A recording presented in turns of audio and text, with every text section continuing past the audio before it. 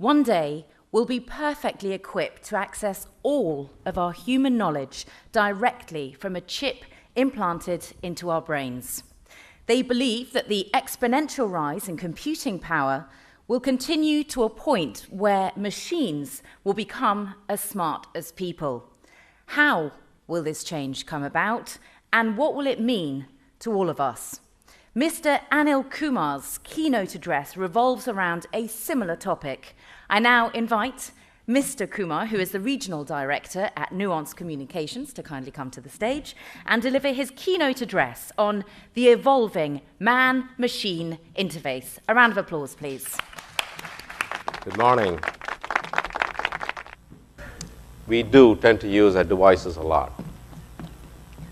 Today we're going to talk about a little bit about how we actually interact with those devices. We have lots of people looking at devices. We have screen time for our kids. What does that really mean? The machine is something that the Industrial Revolution brought to us, and that's evolved. And we have also evolved on how we talk to these machines. So the mobile has become a part of our apparel. We plug it onto our labels, or we actually carry it around. We even sleep with it. It's become a very personal device that we actually have plugged into our brains, pretty much. And this is part of our lives. Our 24/7 existence is almost becoming driven by that little device. And that device is also changing. It's getting smaller, it's getting smarter, and it's getting very personal, and it actually starts to affect the way we actually transact with our kids, with our family at large, with machines. And this whole discussion about how we talk to people is also going to move into the realm of how we talk to the machines. It could be stuff that we do on a regular basis. How many times do we go to a refrigerator in a day? 5, 6? How many of us have apps downloaded on our mobiles? Show of hands. 10? That's it? Okay. So the fact is, our mobiles are being invaded by all of these apps that we keep downloading. We see some value, we download it, and how many of us actually use 10% of those apps that we download? 10%? 20%? Wow. 30%? Okay, so you keep deleting the ones that you don't use. But the fact is that we do have a lot of apps out there that we download and we don't always use them. What is that challenge? We really do have that intent to use it, but why don't we?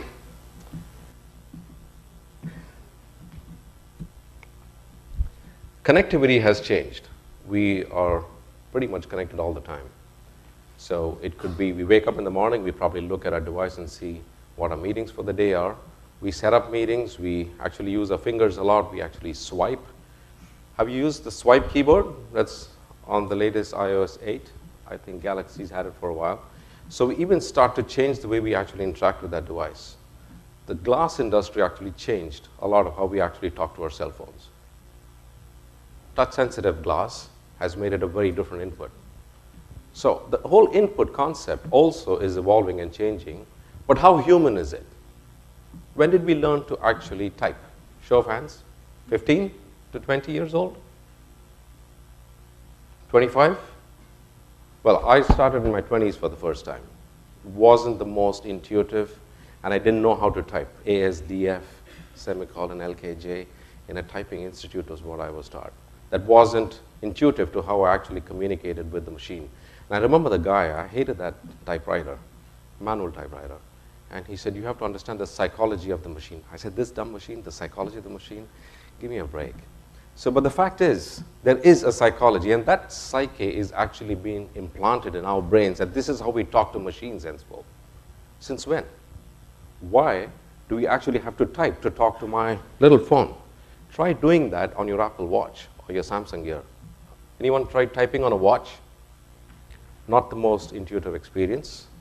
And those of us who have poor eyesight tend to struggle a little more, or we just give up. So what is driving some of this machine dialogue? Is this a subway? Is this a train station? Look at everybody. Look at all of us. This is how we shop. That's on our way to work. We just download QR codes, send that into a shopping cart, and get stuff delivered home. We don't even go to grocery stores sometimes.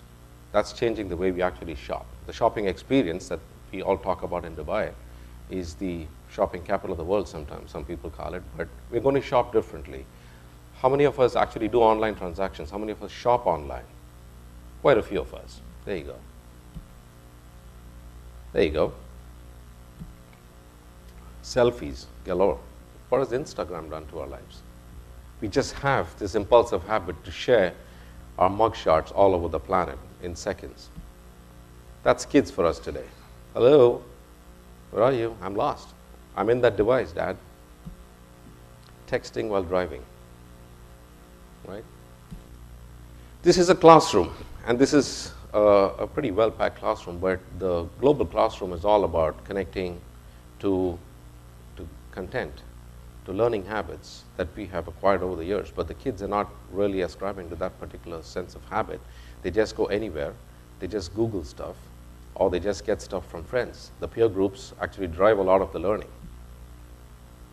Another classroom, but younger age group, but still, the device is still there. It's ubiquitous. These are three elderly senior citizens who are actually adjusting their pacemakers. We're going for a jog, right? So that's embedded. And I can actually do it from my iPhone, or they've been given this device in this case. So I say, I need some more oxygen, guys. I need to adjust my pacemaker to allow me to get more oxygen so I can actually go out for a walk. Hong Kong last night, and that's revolutions have been driven by these pictures. So you can't hide information. The whole fourth estate is out there. There's no such thing as CNN that has to bring in what's going on. We get other feeds of information that could come in from pretty much somebody sitting on that spot. This little guy, he's about, 2.5 feet tall. Japan has this curious problem. 65% of the people in Japan are over 65, right? And house help is not exactly available. So many of them actually check into homes, and this guy actually reminds them that it's time to get medicines. He talks to them, he dances for them, he cheers them up, he reads the news for them, he actually gets them the TV channels that they actually are interested in. He personalizes their experience as he goes along. He's called Now. Check him out. He does a really cool Gangnam.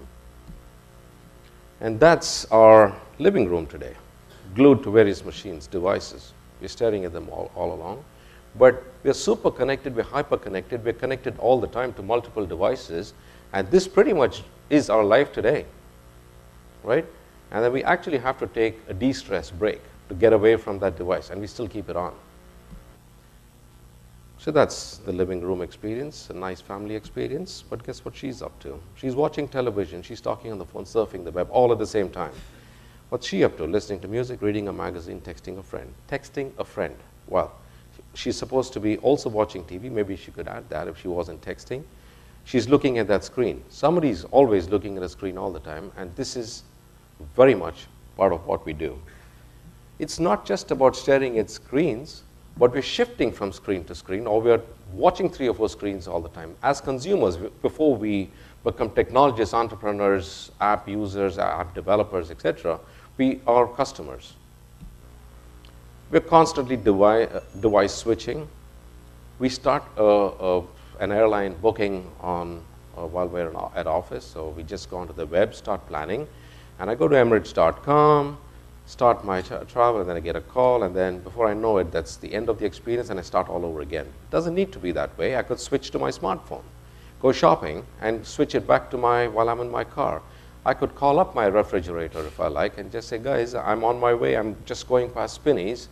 What do you think I need? I know we need some milk. Do I need anything else? And the refrigerator could actually send you a list of stuff that's actually missing from your refrigerator, right? So that's one part of how we do it. But we're constantly switching from device to device. And then we tend to start the discussion all over again with the next device as one transaction ends. But we're really not switching off from that transaction. Finances, banking, it's all changing as we move from one to another. Who's pushing these customer expectations? Why should I type?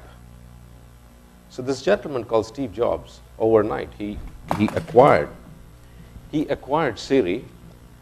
And what did Siri really do? What was this big shift that Siri brought to our lives? We could actually talk about speaking like a human being to our mobile phone. Now, what does this human experience really mean? What is so human about it? If you look at it, speech recognition has been around for a while. I think IBM started in the mid-90s when they started to devise keyboards for people with disabilities.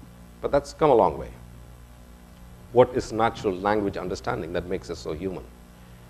When two people speak, we actually speak within a context. A machine doesn't always get the context. Let me give you an example.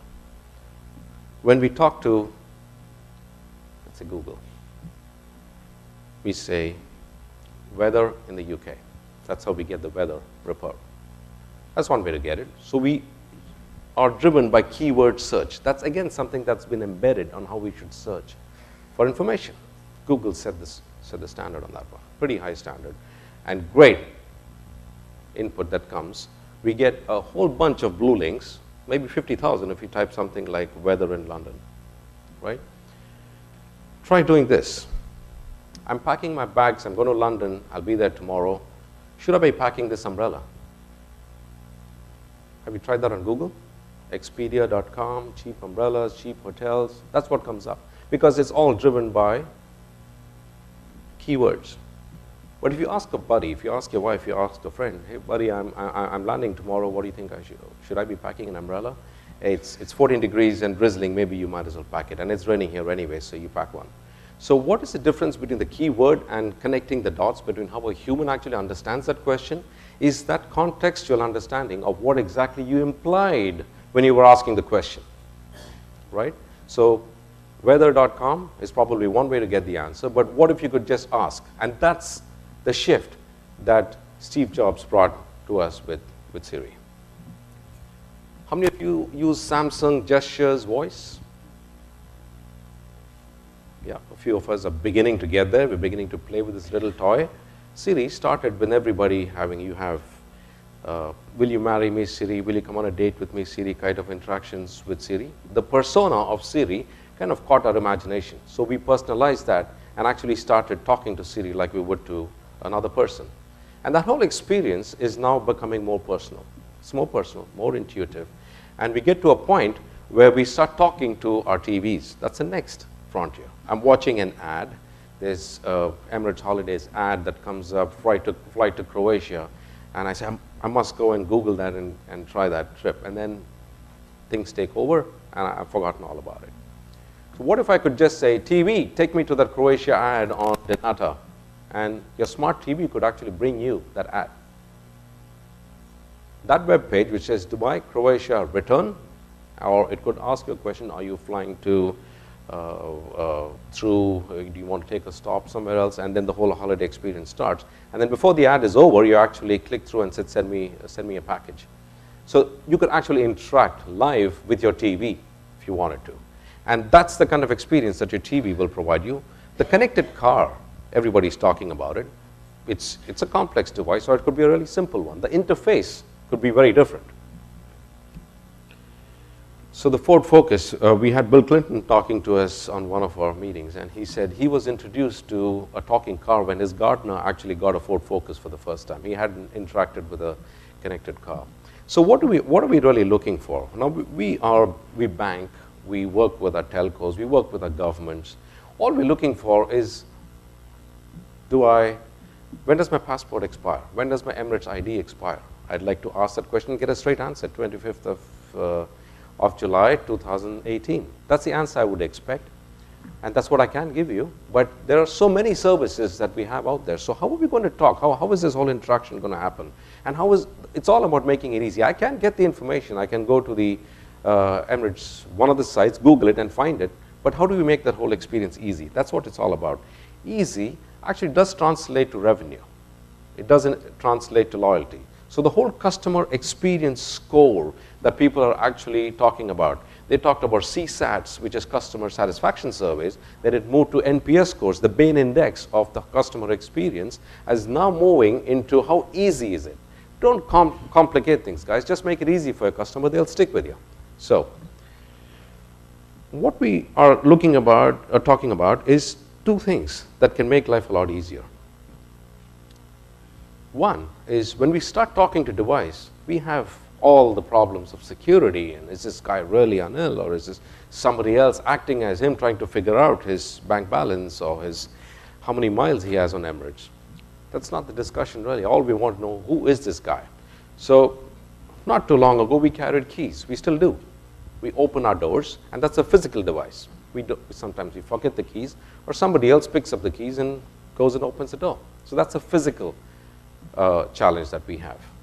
So what we have as a challenge today is to access anything. We require a password. Who brought this password into play? All I'm trying to figure out is, are you the owner of that apartment by having the key? When we started going digital, the physical devices just started to become less and less important, right?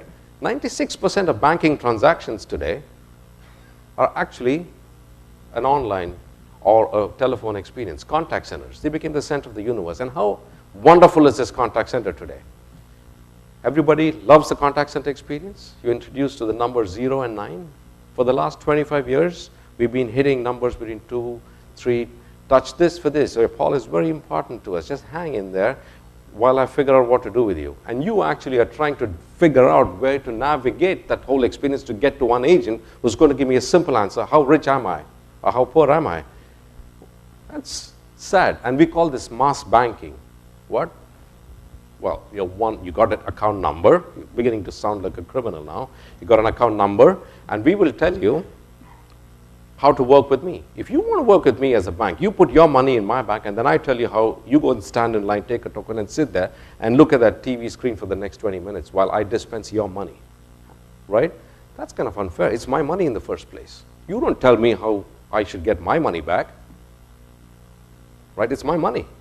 So I should just get it easy. So the first problem that we have, who are you?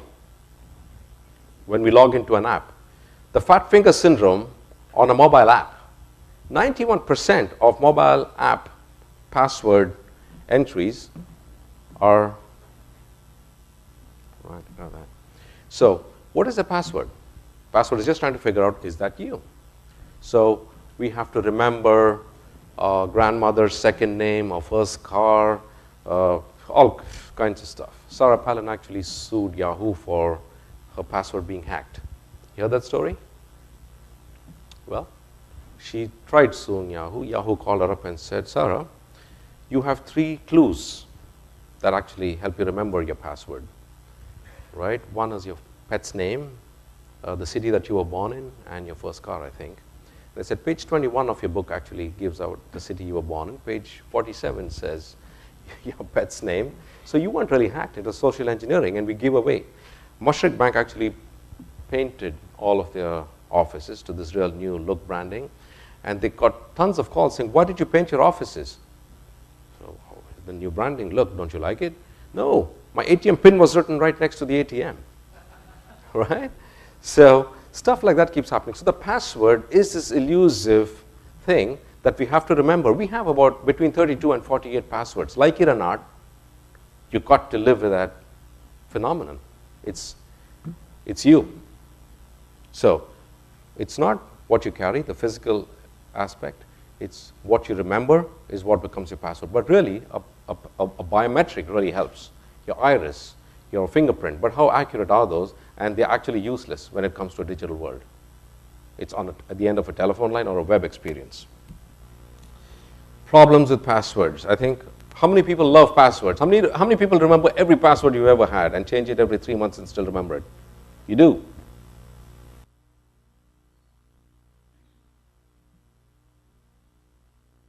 Please say your password. At Sphere, my voice is my password.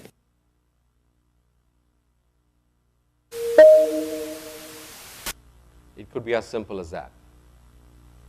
Your voice becomes you. It has about 120 odd parameters that actually figure out who you are. The next problem, what you want is not what you get. We transact on a mobile app. something as simple as transfer $1,000 from a savings to my checking. This is what you would think it should be like. What you get is this. Swipe, switch, keep switching. This is the whole hierarchy of the mobile app construction. How many of you actually are familiar with this? You've got so many pages, right? Try navigating. This is what you want. Just ask a simple question. So let's move to a banking experience that could be something like this.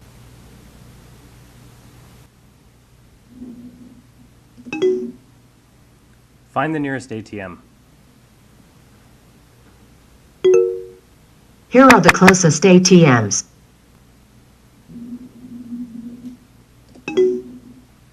What's the deductible on my house insurance? I have this info about your homeowner's policy.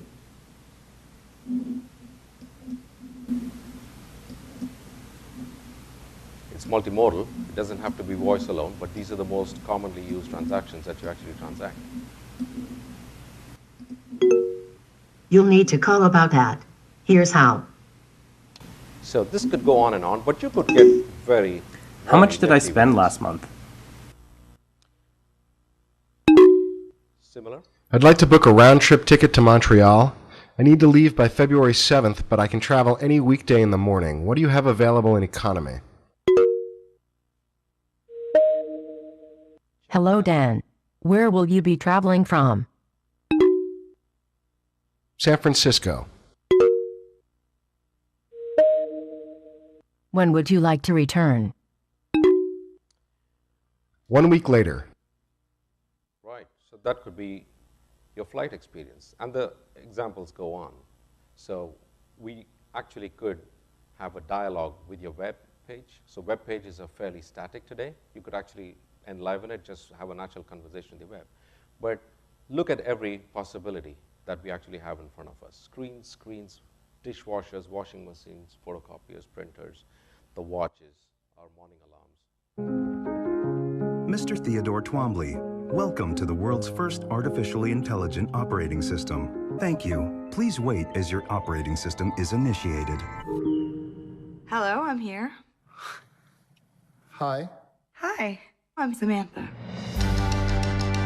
Good morning, Theodore. Good morning. You have a meeting in 5 minutes. You want to try getting out of bed? You're too funny. Okay, good, I'm funny. I want to learn everything about everything. I love the way you look at the world.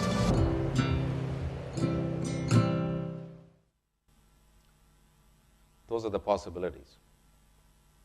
Thank you.